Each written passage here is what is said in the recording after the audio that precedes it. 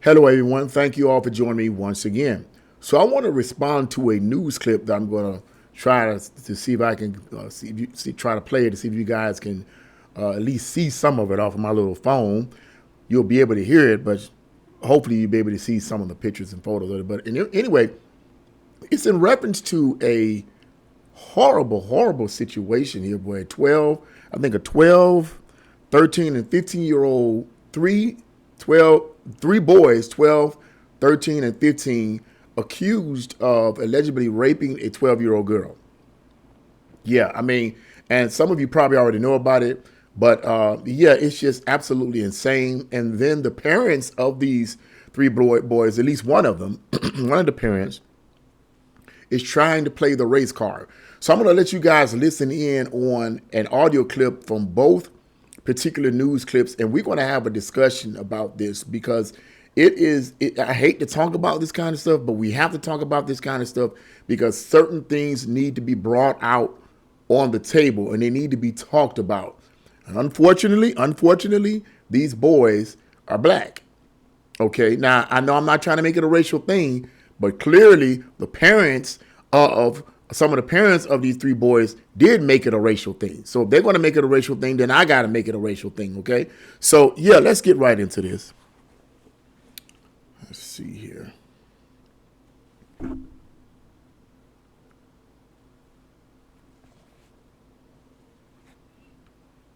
As you can see here.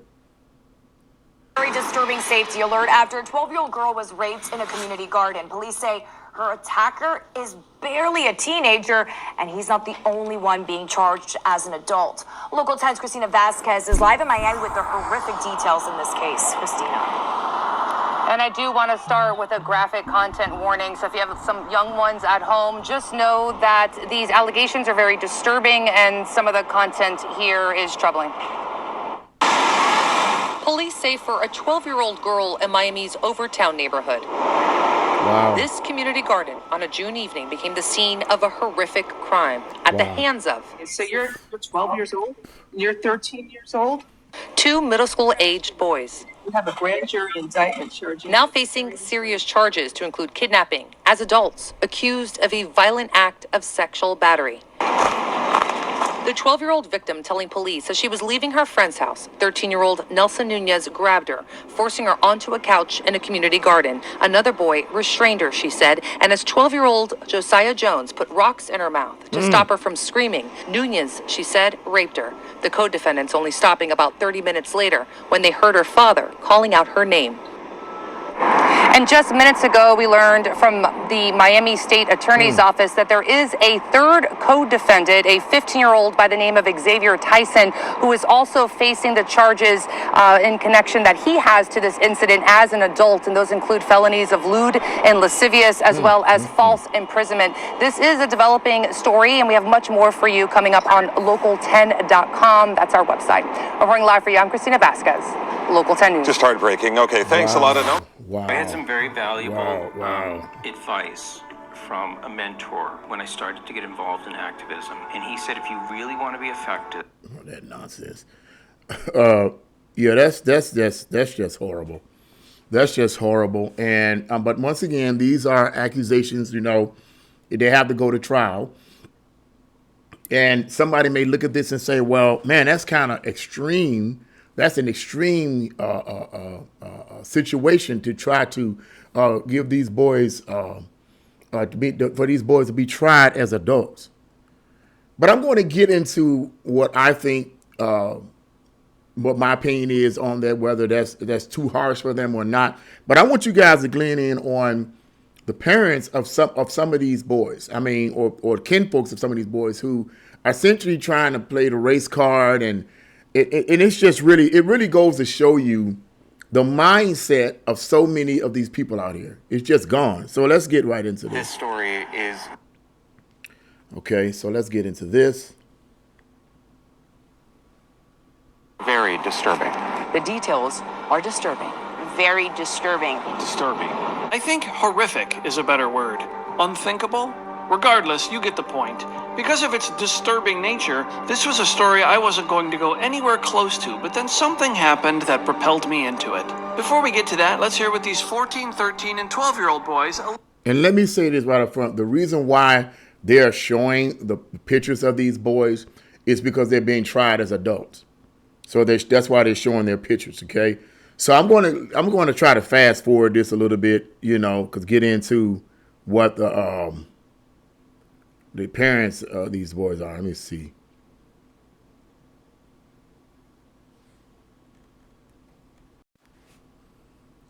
Okay, here's supposedly the auntie, okay? Let's see what she has to say. And talk about you wanted to do this to me. You finna, do me like this. So I guess he got aggressive with her, and she was like, oh, no, I'm not finna do that. I'm not finna sleep with all of y'all. I'm only sleeping with him. Now, notice what she's saying. So I guess, whatever get what happened, she's trying to say. And I'm not saying, running the train on her. I remind you, we're talking about a 12-year-old. Your daughter ain't telling the truth. Your daughter only pressing charges because you forcing her to press charges.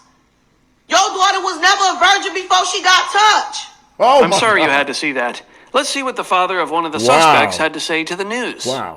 This is a 12-year-old boy we're talking about. We're going to leave him in jail and put a life charge on a young man, a young black man. Okay. Sorry, bud. I don't think the race card is going to work on this one. That's all. Yeah, you're right, bro. The race card ain't gonna work on that, homie. That's about all I can listen to. That's about all I can listen to right there. But I know there was an extended portion of that. But I wanted you guys to hear that and at least kind of see what this is. Know that I'm not making this up. Okay. Some of you already heard about it.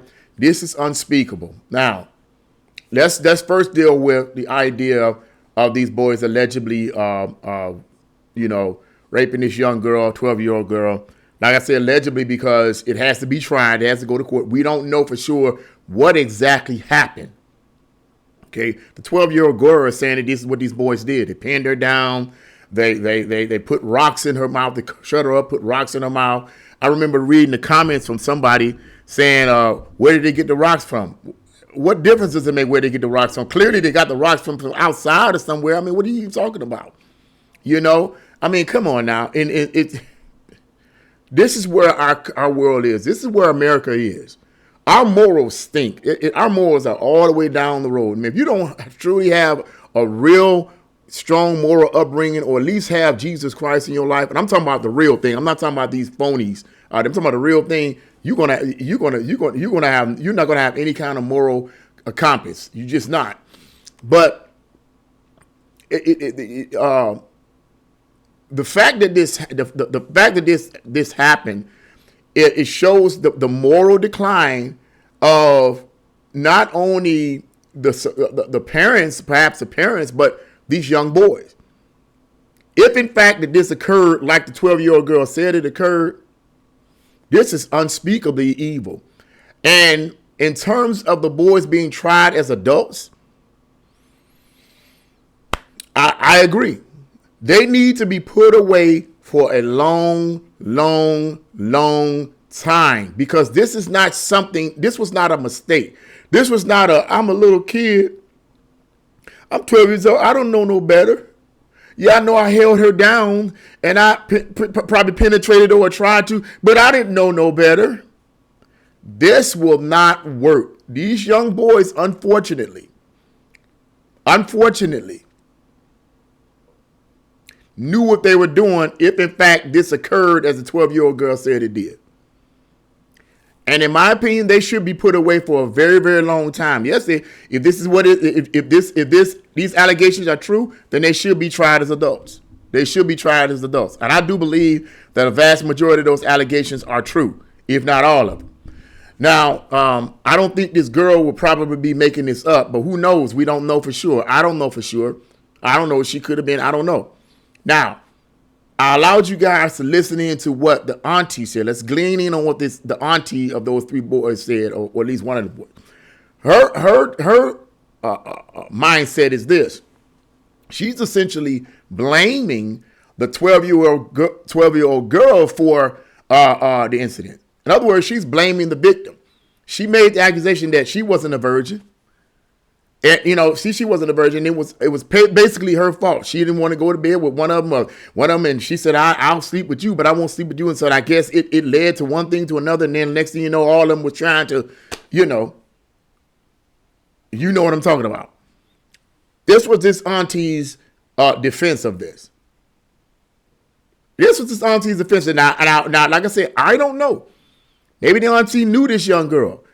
I mean, maybe she knew she was promiscuous. Back in the old days, we used to call girls like that fast. Girl, you too fast. Because fast was just a word that referred to underage girls who wanted to be grown women. Who wanted to be grown women, want to dress like grown women, they want to act like grown men. But then again, okay, if you have that, if that's the case, or with men, with boys, they call them with your mannish self. Your mannish self. But okay, if the young girl is hanging around parents and adults that and sharing adult information with them, then what do you think is going to happen? It's going to influence this young 12-year-old girl. It's going to influence those young girls. It's going to influence those young boys because you're sharing information to children over and over and over again that should only be kept to adults.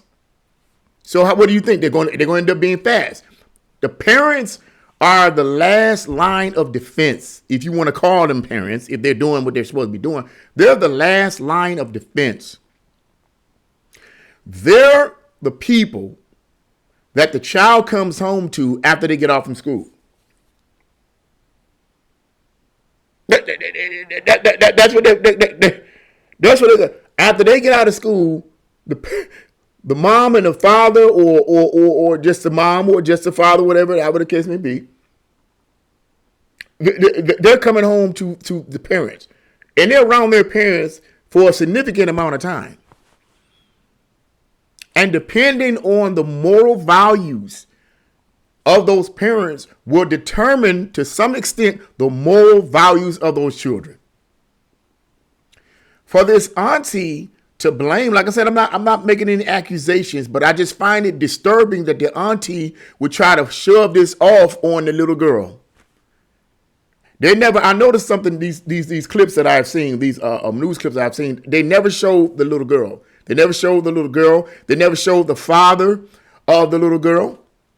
They never showed, and I've seen about 4 or 5 news clips of this incident. They never showed the little girl. They never showed the father of the little girl, because apparently the father came in and I guess saw it, and they never showed any of that. And I can understand why, because if this is the way if this happened the way it did, that girl is traumatized. She's traumatized. And according to one report I was listening to said this went on for about half an hour. Half an hour.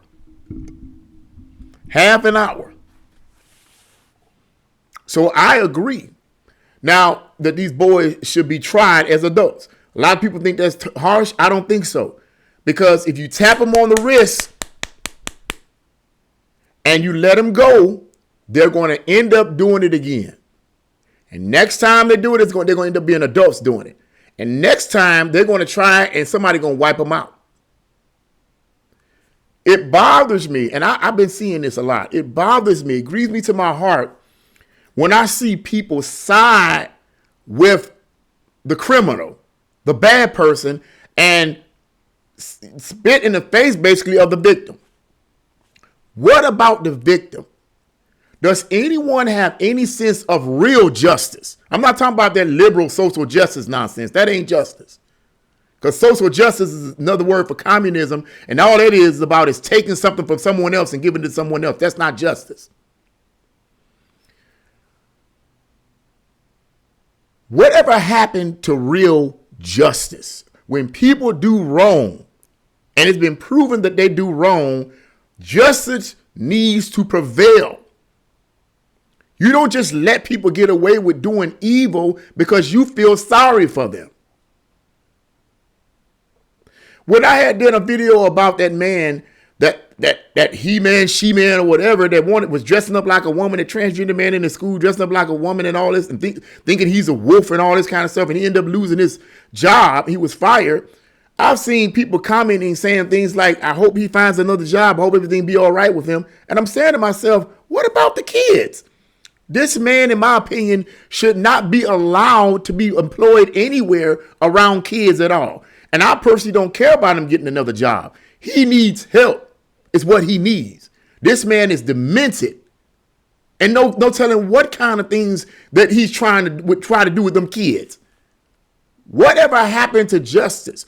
When we live in a society where we don't really want to see real justice enacted, that means we are losing our moral compass. Let me say this to all of you that are Christians and are watching this. How dare you side with evil? When people do wrong, regardless of their age, because these boys are not beyond the limit of knowing what they're doing was wrong.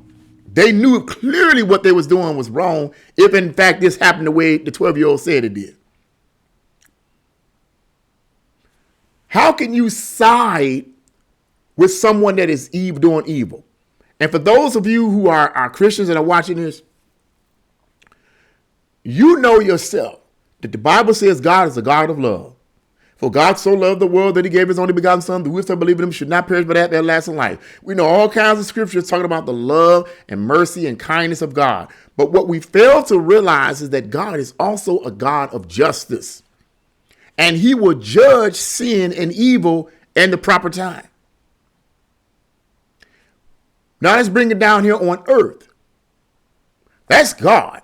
But we live in a three-dimensional realm dealing with the physical realm. These are people, judges and courts and so forth, that are not Christians. And they can't go around saying things, well, some of them do, these liberals do, which is foolish because you let these criminals out and they end up doing the same thing. But we can't go around saying, oh, I feel so sorry for him. He's impoverished. Oh, I feel so sorry for her. She's impoverished, even though he raped a 10-year-old or 12-year-old, even though this woman murdered 5 children in bed or whatever. I feel so sorry for them. Oh, me, my, oh, me. No. Justice has to prevail here on earth. These people need to be removed off the earth. They need to be punished for their crimes. That's what hell is, going back to the God thing. That's what hell is all about. All you people that's watching this that are Christians. Hell is God's justice. So what are you going to say? You're going to call God unjust? So how can I be a Christian defending and siding with evil and criminals and rapists and nasty people? How can I talk about being a person of justice? It don't add up. How can I be somebody saying I'm following God? It don't add up, because just because he's a God of love, he's also a God of justice. And he has created, God has permitted rather, governments to be put in place. Read Romans the 13th chapter. You Christians that's watching this, you ought to know Romans the 13th chapter, New Testament. God created governments on earth to keep things in line, to punish the evildoers. But if there's no punishment of the evildoers, guess what the evildoers are going to continue to do? Do evil, because they know there are no consequences. We got to stop doing this. And then to call it the man, that's part that really bothered me. That man talking about some father, what was he, the father? Talking about you're going to leave a 12-year-old boy in prison. I'm paraphrasing him here. He was a little black boy. Really? Is that what it's about? It's all about him being black? Are you serious? This shows you the mindset of that auntie and that father. This shows you their mindset. They don't give a flip about that 12-year-old girl. They don't give a flip at how that may have traumatized her. Who's to say that might have traumatized her? Her brain may have shattered. She may be suffering multiple personality disorder right now. That's something people don't want to talk about. Don't want to talk about that. That's probably why the news haven't shown her. She probably traumatized. Come on, man. Justice needs to prevail. And in this instance, if those allegations were true, they should be tried as adults and they should be put away for a long, long, long time. Keep this type of stuff off the streets. They knew what they were doing was wrong. But it's also a reflection on the parents. Because 9 times out of 10, if you got good parents that's raising these kids right, 9 times out of 10, not all the time, because you have some that rebelled against their parents' upbringing. like a fool. But 9 times out of 10, if the parents are teaching and raising these kids right, 9 times out of 10, the kids are not going to do crazy stuff like this. It just reflects on the parents. And when I saw the auntie and I saw that man, they looked like somebody they looked like frazzled. Man's hair all over the place. Woman's hair, she can barely talk. And then I just got so frustrated I couldn't even listen anymore. She sounded like a ghetto freak. I had to repent. And that's, oh Lord, forgive me, because I was already prejudging her. And I had to try not to do that. Just the way she was talking, making excuses for these boys. That stuff has to stop. So I wanted to let you guys get it. This is just showing where our country is, man. Our country, we messed up. We are in trouble. We are in trouble. We need to bring back parenting. Real parenting. Real parenting. Not this ghetto thug stuff. And I mean it from the blacks and whites. Not this ghetto thug crap. That's not parenting. That's ghetto. That's thugs. We need to bring back moral upbringings in the families. We need to put prayer back in the schools. We need to put the Bible, teaching the Bible back in the schools. Yes, we do. I believe that wholeheartedly. That ain't going to hurt nobody. Oh my God, somebody's a church state. Shut up. Shut up. I don't want to hear that best about no separation of church and state. I don't want to hear that crap. Because ever since they moved all of that out, the morals and values of our schools have gone downhill, and everybody with eyes to see and a mind to think know that. I don't want to hear that nonsense. You take morality out of the schools and then replace it with Darwin's theory of evolution, meaning we're nothing but a elevated form of animals, and that there's no such thing as right or wrong. It's all relative. Are you serious? How do you think these kids are going to act when you teach them that kind of mess? Ridiculous, man. It has to stop. Justice will prevail. It will prevail. But I just wanted to say that. What do you guys think about this? Leave your comments in the comment section below. Like, share, subscribe to my channel. God bless you all. I'll see you again.